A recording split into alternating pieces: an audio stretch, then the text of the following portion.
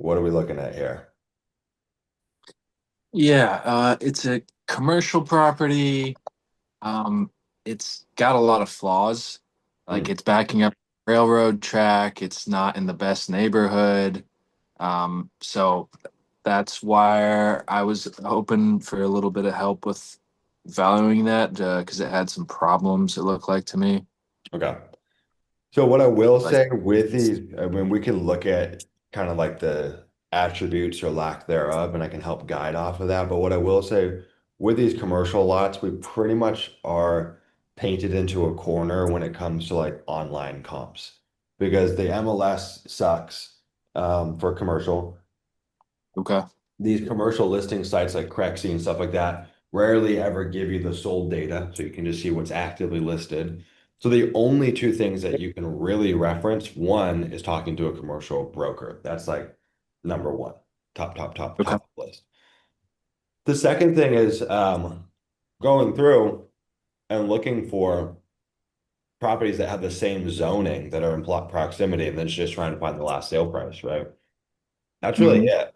And commercial is such a complex beast that people don't give it credit. And dude, you might have this property here, and you might have the same size commercial property over here, and you're thinking, oh, it's apples to apples.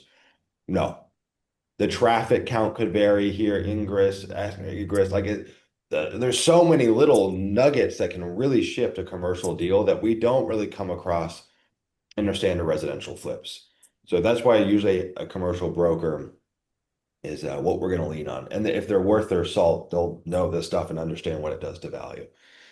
okay, So no, I can't really give you any on-market comp assistance. I'm just kind of shooting in the dark, but we can look at the attributes or lack thereof and try to figure out what's going on. So ironically, this was bought for $34,000 34 years ago. That's funny. Zoning M3. I don't know what M3 is. So you want to get very, very clear on what the heck can you do with this zoning? And then do we hmm have the utilities and the hookups and everything we need to be somewhat plug and play?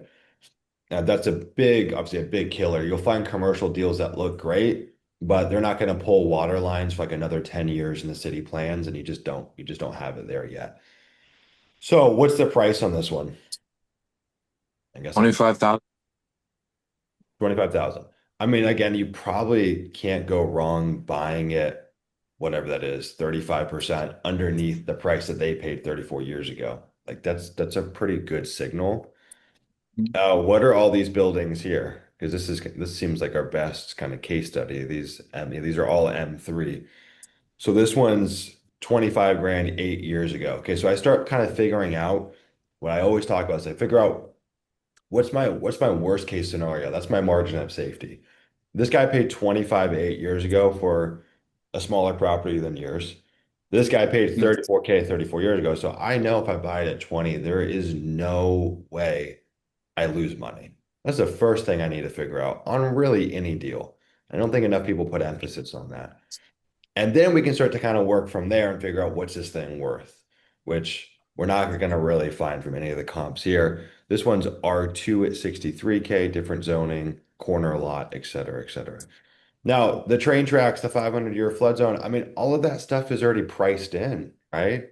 It's priced into this price, it's priced into these prices. So yeah, you probably can't point to any on-market comp that's sold and have a good comparison, but we can price in our worst case scenario because it's already priced into these.